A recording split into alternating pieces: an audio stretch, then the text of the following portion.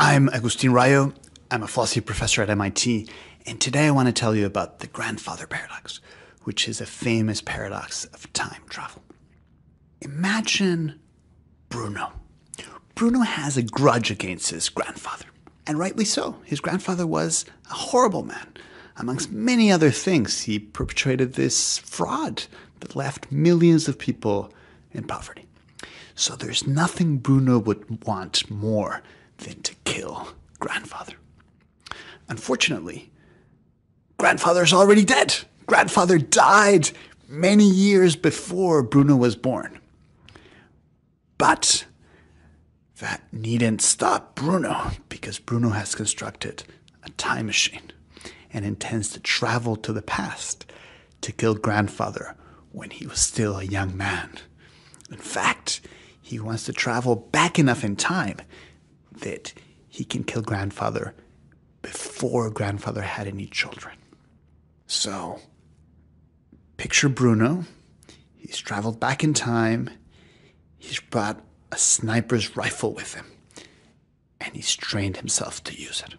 He's been tracking grandfather's movements and knows exactly where he goes for his morning walk. He's found a perfect spot in a nearby building, and he has a clear shot. Grandfather is walking. He stops to tie his shoelaces. Bruno caresses the trigger. And what happens? We know that Bruno will not succeed in killing grandfather. Why? Well, I already told you that grandfather is Bruno's grandfather. And from that, it follows that grandfather must have lived long enough to have children. But on this story, Bruno has traveled to a time before the time when grandfather had children. So if Bruno were to succeed, grandfather would never have any children, which would contradict what I already told you about. Maybe you think that the story could be interpreted differently. Maybe you think that we can imagine a situation in which Bruno kills grandfather. As a result, the fraud never takes place, so Bruno travels back to the present and finds that everyone is much happier. I claim that that doesn't make any sense. But I think it's easy to think otherwise, because there are lots of movies that tell stories which are kind of like that one. One good example of this is one of my favorite films, Back to the Future. Now, I don't know if you've seen Back to the Future, but it's very easy to give you a quick summary. So according to the film, there's this guy, Marty McFly, who has a father, George, and nobody respects George. But Marty gains access to a time machine, which is a specially modified DeLorean. He gets into the DeLorean, reaches a certain speed, there's a flash of bright light, and that allows him to travel to the past, to a time when his father was a young man. He interacts with his father. He changes his father's character. And when Marty comes back to the future, he finds his father a changed man. He finds that now everybody respects his father, and his father is very, very happy.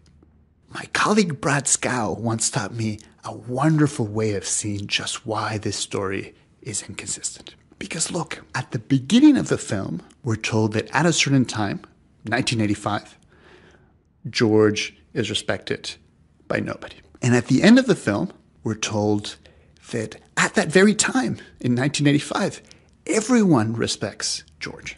But look, it doesn't matter whether we're told one thing at the beginning of the film and a different thing at the end of the film.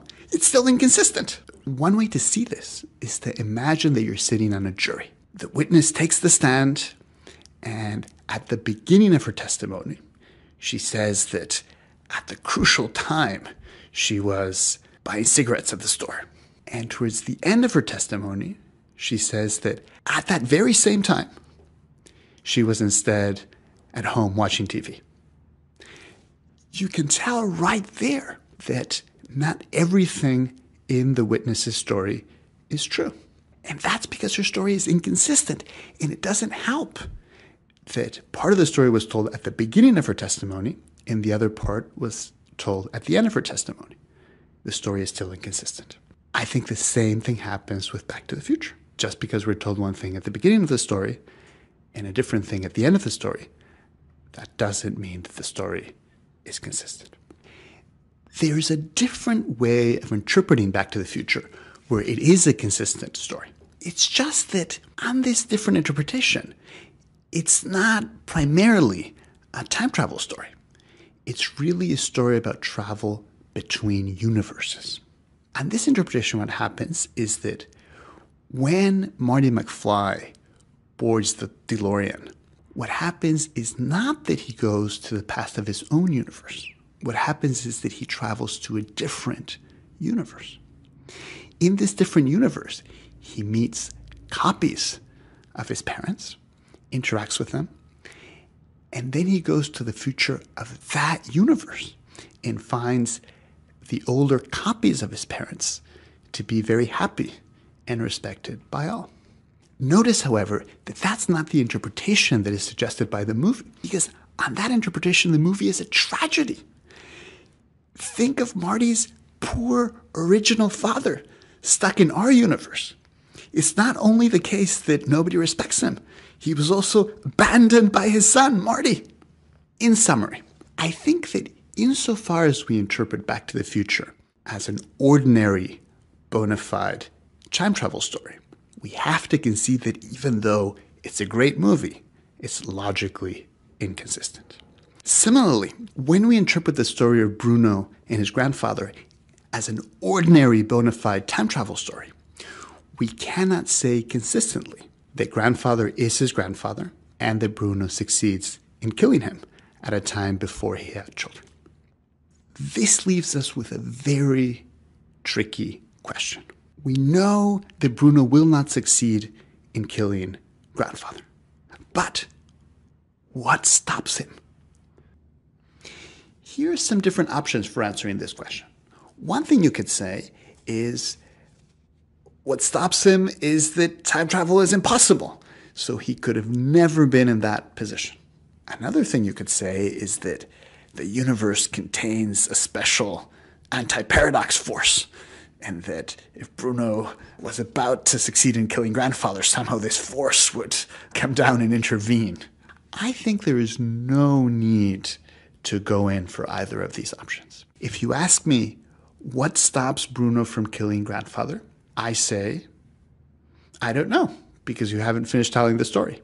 But probably what stops him is something quite mundane. On some ways of developing the story, it'll turn out that Bruno was pointing the rifle but lost his nerve at the very last minute. On other ways of spelling out the story, he got distracted. Maybe there's a barking dog in the background. On other ways of telling the story, he shoots but misses. We know that there are some inconsistent time travel stories, but that doesn't mean that every time travel story is inconsistent. There are perfectly consistent ways of telling the story of Bruno and his grandfather. And on some of these, there are perfectly mundane reasons for explaining why Bruno failed. It could be that time travel is technologically impossible. So it could be that it will remain forever beyond our reach. But that doesn't mean that time travel itself is logically inconsistent.